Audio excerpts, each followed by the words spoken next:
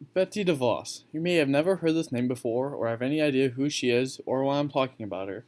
She has just been appointed and confirmed by our President Donald J. Trump to be Secretary of Education. I believe that Betsy DeVos is not qualified and is a bad choice for our Secretary of Education. Betsy DeVos has an impact on our lives because of her role in education and government. I have done several hours of research and I've looked at both sides of the argument before picking my side. In my speech, I'll be going over how Betsy DeVos is not qualified for her position, DeVos does not acknowledge laws to protect students with disabilities, and DeVos doesn't look at the needs of low income students. First, let's get right into it.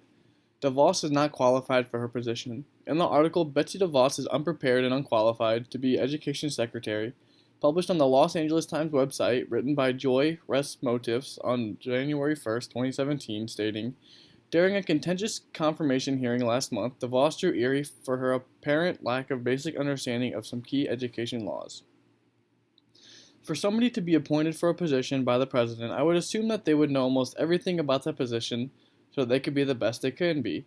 But not knowing the basic understanding of key education laws just shows that she is very unprepared and doesn't have any past experience in education or law, which makes her very unqualified for her position as Secretary of Education. Moving on to my next article published on Cosmopolitan's website titled 11 Things You Need to Know About Betsy DeVos, Secretary of Education, published on February 7th, 2017, stating, she has been an active member of the Republican Party since her early 20s. She also has no prior experience working in education, though she has spent decades advocating for school voucher programs and the privatization of school. I also feel that if somebody is going to be a Secretary of Education, I think they should have a previous job working in education so that they have some experience, which she has none, which also makes her very unqualified. Not only is she not qualified for her job, she doesn't give the poor what they need. DeVos doesn't consider the needs of low-income students. In the article Unqualified and Dangerous, published on usnews.com, written by Lessetti Partlow and Meg Banner on February 7, 2017, they wrote, the largest stream of federal funding for K-12 education is the Title I program, which provides money to supplement state and local funding. When asked, DeVos would not commit to maintaining Title I funding for low-income students as it currently stands. Not only is Title I funding necessary to cities with lower income levels, but for the families and their children, so they all can have an equal education as everybody else. Saying that she will not commit to Title I funding is saying that a minimum of 56,000 public schools nationwide would be without funding for academic support and learning opportunities. Of the schools that use Title I funding, it helped serve more than 21 million children. 59% of these children were K through 5th grade, which in my opinion is some of the most important schooling years. Betsy DeVos does not consider the needs of low-income students and only cares about rich charter schools. Let's move on to my last point. DeVos doesn't acknowledge the laws that protect students with disabilities.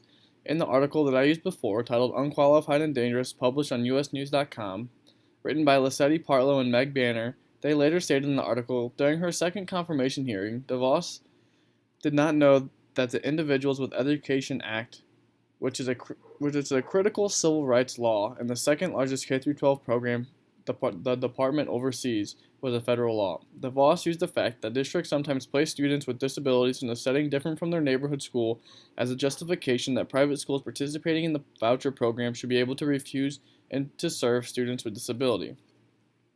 Students that have a learning disability should not be removed from one school and placed into another because of their disability or because the school doesn't want to have them at their school.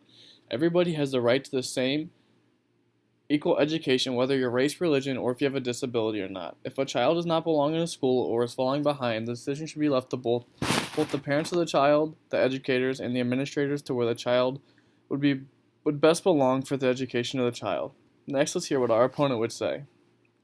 They would say she's going to enhance public schools. This is wrong because in the article 5 Reasons to Oppose Betsy DeVos, published on usnews.com, written by Lessetti Partlow on January 25, 2017, saying, what we do know is that she wants to divert money that is being spent on public schools now and move it into private schools. She says that she wants to improve public schools and she really wants to take the money from the public schools and give it to the private schools where they can then decide whether or not to let someone into their school. So in the end, Betsy DeVos is not going to enhance or make public schools better. She will make them worse because she will be taking money away from them. Let's wrap up this speech. In conclusion, we have gone over why Betsy DeVos is unqualified for her job. She doesn't acknowledge students' disabilities needs, and she doesn't consider the needs of low-income students. Once again, I do not believe that Betsy DeVos should have her job of Secretary of Education because she is unqualified. I hope